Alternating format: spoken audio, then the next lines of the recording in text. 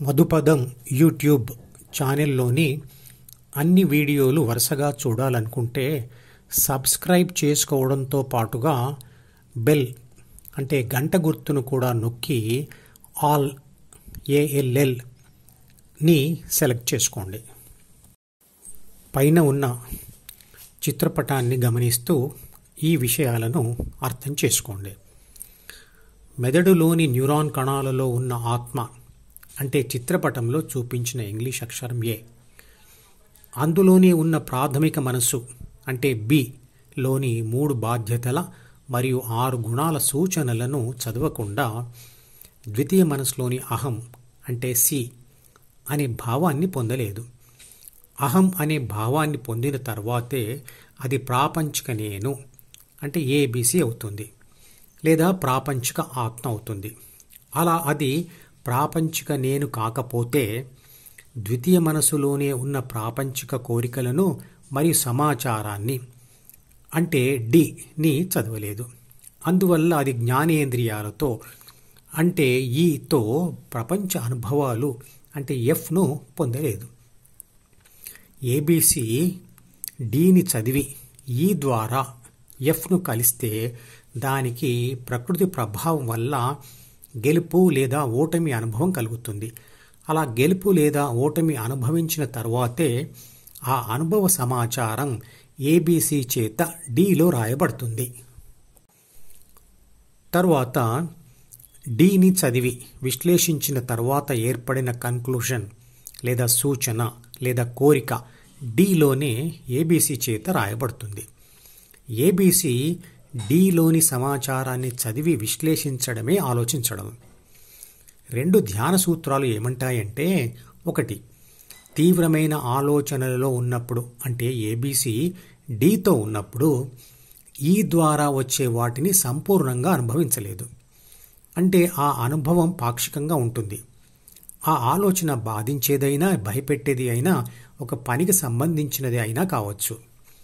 ఉదాహరణకు ABC అంటే మనిషి పోగొట్టుకున్న డబ్బు గురించి ఆలోచిస్తూ ఉన్నప్పుడు అంటే Dతో ఉన్నప్పుడు ఈ ద్వారా వచ్చే నవ్వు తెప్పించే దృశ్యాన్ని చూసినా అతనికి నవ్వు రాదు. తింటున్న స్వీటులోని తీపిని అనుభవించలేడు. ఇష్టమైన పాట అయినా విని ఆనందించలేడు.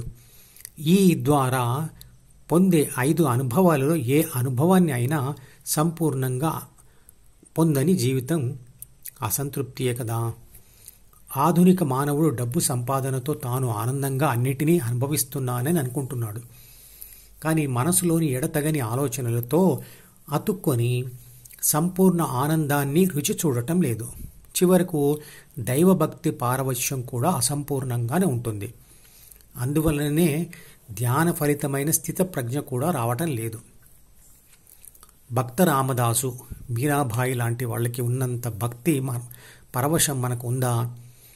మరి ఇక భక్తి మార్గంలో స్థితప్రజ్ఞ ఎలా వస్తుంది?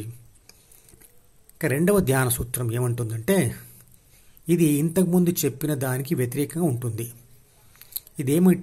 ఇదేమి అంటుందంటే, ఈ ద్వారా పొందే సంపూర్ణ అనుభవంలో ఉన్న ABC ఆలోచించలేదు అంటే Dని చదవలేదు. ధ్యానం కూడా ఒక సంపూర్ణ అనుభవమే.